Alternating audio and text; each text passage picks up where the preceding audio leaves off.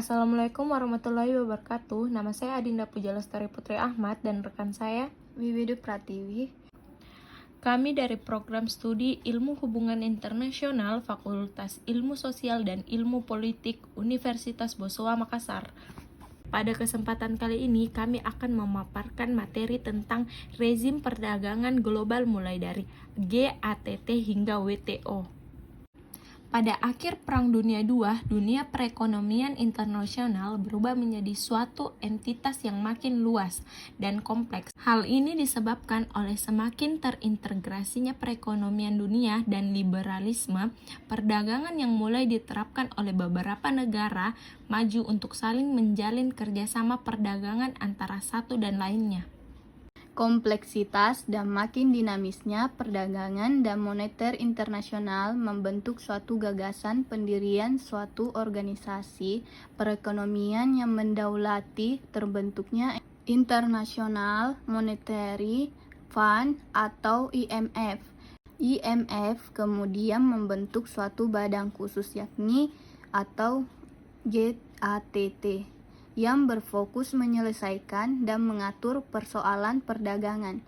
GATT ini didirikan pada tahun 1948.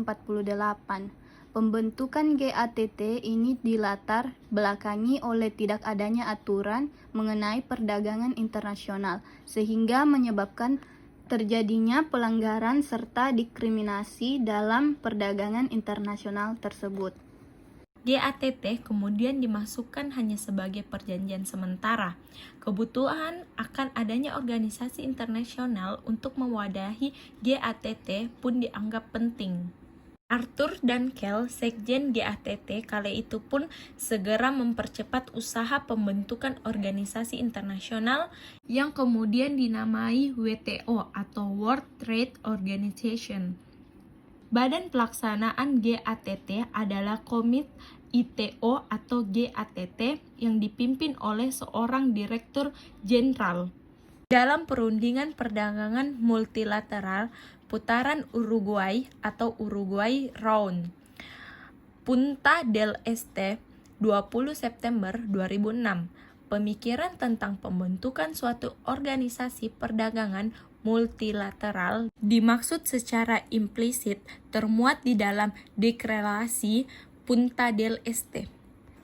Hal tersebut merupakan salah satu dari 15 bidang perundingan dalam putaran Uruguay, yaitu negosiasi mengenai upaya untuk meningkatkan fungsi sistem GATT.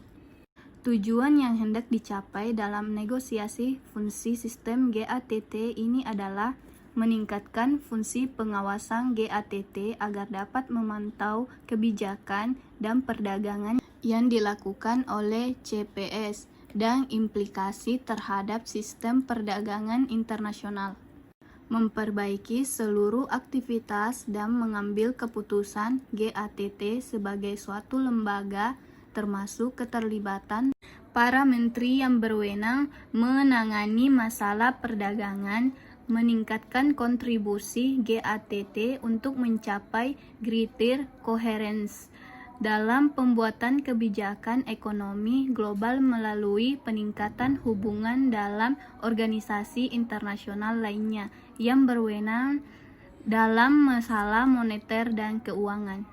WTO berhasil diratifikasi pada tanggal 15 April 1994 dan mulai menjalankan tugasnya pada tanggal 1 Januari 1995.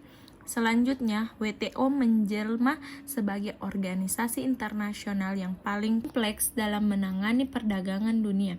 GATT sebagai persetujuan internasional merupakan dokumen yang memuat ketentuan untuk mengatur perdagangan internasional, sedangkan WTO merupakan organisasi internasional yang diciptakan untuk mendukung persetujuan GATT. GATT masih tetap ada dan berlaku dengan kehadiran WTO, karena pada dasarnya bentuk dari GATT dan WTO adalah berbeda. GATT adalah perjanjian, sedangkan WTO adalah organisasinya. GATT bahkan dapat disetarakan sebagai undang-undang bagi WTO. Sekian dari pemaparan kami, kurang lebihnya mohon dimaafkan. Wabillahi wa taufiq hidayah. Wassalamualaikum warahmatullahi wabarakatuh.